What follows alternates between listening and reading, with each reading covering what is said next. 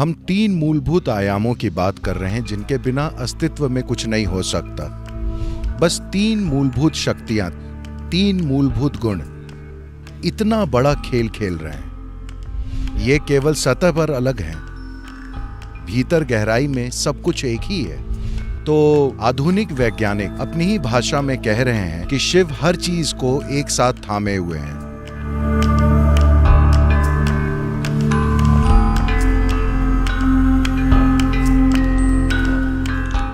देखिए, ब्रह्मा, विष्णु, महेश यानी तीन लोगों के बारे में मत सोचिए। एक बादलों पर तैर रहा है, दूसरा पहाड़ की चोटी पर बैठा है, तीसरा कुछ और कर रहा है। हम तीन लोगों की बात नहीं कर रहे। हम तीन मूलभूत आयामों की बात कर रहे हैं जिनके बिना अस्तित्व में कुछ भी नहीं हो सकता। अगर आप इन कहानियों को काफी नजदीक से देखें तो ब्रह्मा सृजन की शक्ति है। क्या अस्तित्व में सृजन है? बेशक। विष्णु रखरखाव हैं। Is maintenance happening? I'm not talking about Delhi, I'm talking about creation. क्या रखरखाव हो रहा है? मैं दिल्ली की बात नहीं कर रहा, मैं सृष्टि की बात कर रहा हूं। क्या रखरखाव हो रहा है? बेशक विनाश भी होता है ना? आपके शरीर के अंदर अभी करोड़ों कोशिकाएं मर रही हैं, करोड़ों नई कोशिकाएं बन रही हैं और अरबों का रखरखाव किया जा रहा है ना? तो आप इन तीन शक्तियों की अभिव्यक्ति हैं, और ये धरती भी, और ये सौर मंडल भी, और ये पूरी सृष्टि भी, ये इन्हीं तीन पहलुओं की एक अभिव्यक्ति है: सृजन, रखरखाव और विनाश। शायद आपको शिव से थोड़ा लगाव हो गया है और आप थोड़े विनाशकारी हो गए हैं, पर सभी तीन किसी न किसी अनुपात में काम कर रहे हैं, और यही पूरे ब्रह्मांड का आधार है। और स्थूल में भी यही तीन शक्तियां हैं, सूक्ष्म में भी यही तीन शक्तियां हैं, एटम यानी परमाणु में भी यही तीन शक्तियां हैं, और ब्रह्मांड में भी यही तीन शक्तियां हैं। ये एक बहुत ही सरल सी सृष्टि है। बस तीन मूलभूत शक्तियां, तीन मूलभूत गुण इतना बड़ा खेल खेल रहे हैं। बहुत बड़ा खेल है ना? बहुत ही बड़ा है ना? बहुत ही बड़ा खेल। बस तीन शक्तियां। शानदार काम हो रहा है सिर्फ तीन के साथ।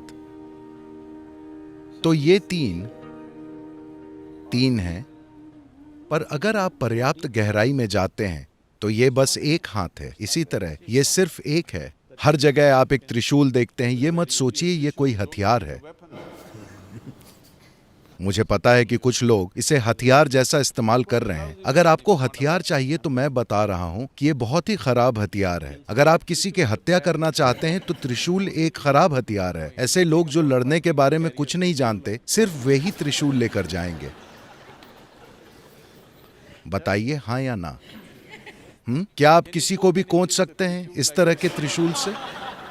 त्रिशूल कोई हथियार नहीं है, ये एक प्रतीक है। अब शिव एक त्रिशूल लेकर चलते हैं इसलिए नहीं कि वे आपसे लड़ना चाहते हैं। उनके बेटे एक भाला रखते हैं, वो लड़ाई का हथियार है। वे लड़ते रहे। कार्तिकेय लगातार लड़ते रहे। शिव कभी नहीं लड़े, क्योंकि ये बस एक प्रतीक है। ये बस आपको ये दिखाने के लिए है कि सतह पर ये तीन है, भीतर गहराई में सब कुछ एक है। ये लगातार यही दर्शा रहा है। आप सोच रहे हैं कि ये एक हथियार है। नहीं, ये हथियार नहीं है। ये ठीक हथियार नहीं है ना? जब तक आप लोगों को धकेलना न चाहते हो। If you want to pierce people, it's not a good weapon. अगर आप लोगों में छेद करना चाहते हैं तो ये अच्छा हथियार नहीं है। तो ये तीन, ये केवल सतह पर अलग है, भीतर गहराई में सब कुछ एक ही है। पर ये तीन अभिव्यक्तियां सृष्टि में सभी पहलुओं में साफ साफ मौजूद हैं। प्रोटॉन, न्यूट्रॉन, इलेक्ट्रॉन से लेकर कई दूसरे स्तर की अभिव्यक्तियों में यह हमेशा मौजूद है। तो महादेव का महत्व ये है कि ये जब ये तीनों एक की तरह काम कर रहे हैं तो वो महादेव हैं। ये तीन देव हैं। जब ये सभी एक के रूप में काम कर रहे हों तब ये महादेव हैं। तो हम विनाशक को महादेव कहते हैं क्योंकि इसका संबंध है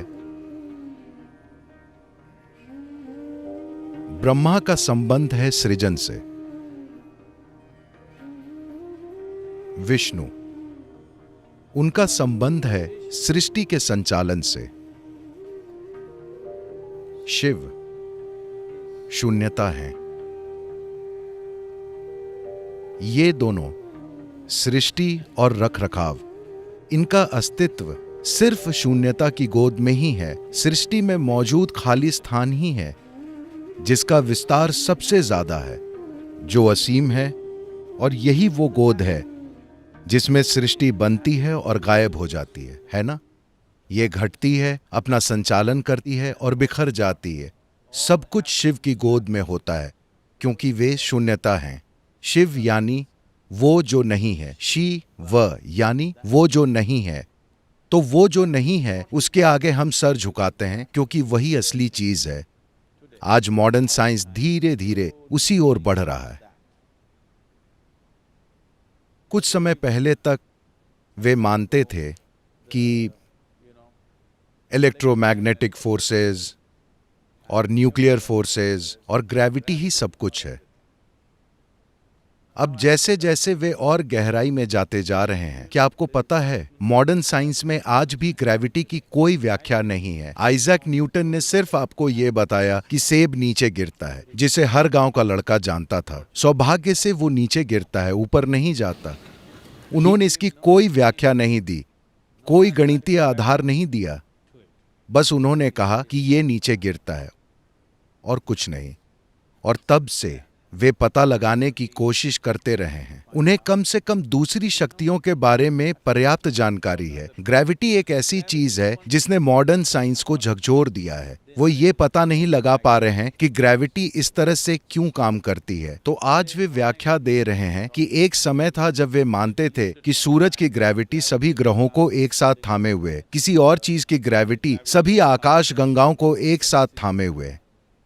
अब वे कह रहे हैं कि हर जगह कोई डार्क फोर्स यानी काली शक्ति मौजूद है। विवरण की कमी की वजह से, क्योंकि वे उसका कोई भी गुण नहीं जानते, वे उसे एक डार्क फोर्स कह रहे हैं।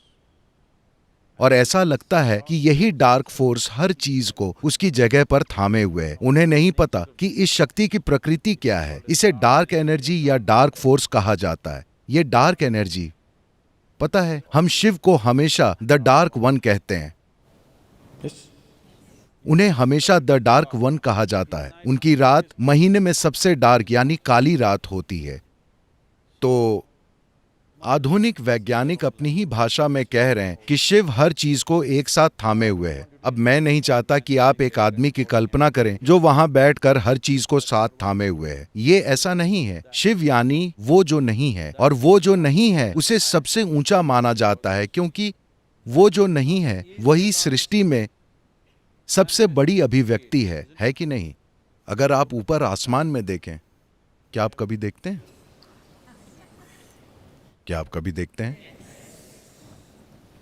ठीक है, मुझे आप पर भरोसा है।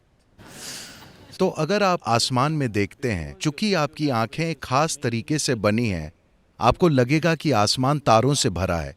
यह हकीकत नहीं है। वहां सबसे बड़ी चीज है खाली अंधकार, है ना? जो आकाश गंगाएं आप वहां देखते हैं वे तो बस छोटे छोटे बिंदु हैं, बाकी का विशाल विस्तार शून्य है ना? तो उसे ही हम शिव कह रहे हैं। पर इसके कई पहलू हैं। ऐसा इसलिए है क्योंकि हम एक देशी भाषाओं वाली संस्कृति हैं, क्योंकि हमें पता है कि अस्तित्व के कोई हिस्से नहीं हैं। क्या आपको लगता है कि सौर मंडल और बाकी की आकाश गंगा के बीच कोई सीमा रेखा है? नहीं। क्या एक आकाश गंगा और दूसरी आकाश गंगा के बीच कोई सीमा रेखा है, एलओसी? ऐसी कोई चीज नहीं है। इस अस्तित्व में कोई हिस्से नहीं है। तो हम एक देशी भाषाओं वाली संस्कृति हैं जहां इसके कोई हिस्से नहीं है। तो अगर मैं शिव की बात कर रहा हूं, जब मैं कहता हूं शिव, तो आपको पहचानना होगा कि मैं कौन से शिव की बात कर रहा हूं। मैं कहता हूं शिव और असीम शून्यता की बात करता हूं। मैं कहता हूं शिव और आदि योगी की बात करता हूं। मैं कहता हूं शिव और मैं उस मजदूर की बात कर रहा हूं जो अभी सड़क पर चल रहा है, जिसका नाम शिव है। ये सभी चीजें हम एक ही समय पे करते हैं और यही कारण है कि अगर हम ऊपर असीम शून्यता की ओर देखें तो हम वही चीज करते हैं। अगर हम आदि योगी की ओर देखें तो हम वही चीज करेंगे। अगर मजदूर शिव यहां आसपास चल रहा है, शायद वो अनपढ़ हो, शायद वो बहुत सारी चीजें हों या कुछ भी ना हो, तब भी हम वही चीज करेंगे, क्योंकि हम जानते हैं कि हमने सोचा कि जिस डार्क एनर्जी की आप बात कर रहे हैं, शिव के इसे थामे बिना इस शरीर में भी अखंडता नहीं रहेगी, ये फट पड़ेगा। तो जब मैं आपकी ओर देखता हूं, मैं वही चीज करता हूं। देखिए, मैं चाहता हूं कि आप समझें कि ये एकमात्र ऐसी जगह है जहां ऐसी चीज मौजूद है। आप इसे अनजाने में कर रहे हैं, इसलिए इसका कोई मतलब नहीं है। आप अपने देवताओं के साथ जो करते हैं वही आप सबके साथ कर रहे हैं, है ना? ये व्यक्ति शायद नहीं जानता हो कि उसकी रचना का स्रोत क्या है, पर मैं उसे पहचानना चाहता हूं।